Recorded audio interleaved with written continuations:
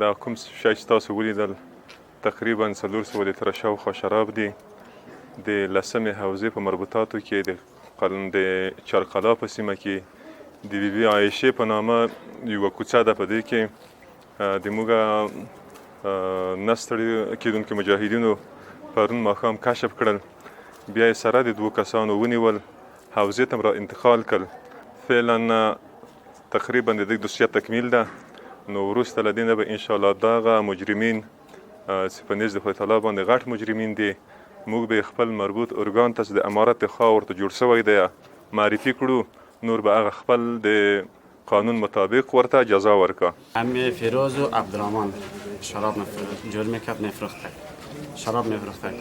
ما خودم هستم یک دانه کراچیان، کراچیان لب سرک 40 متره.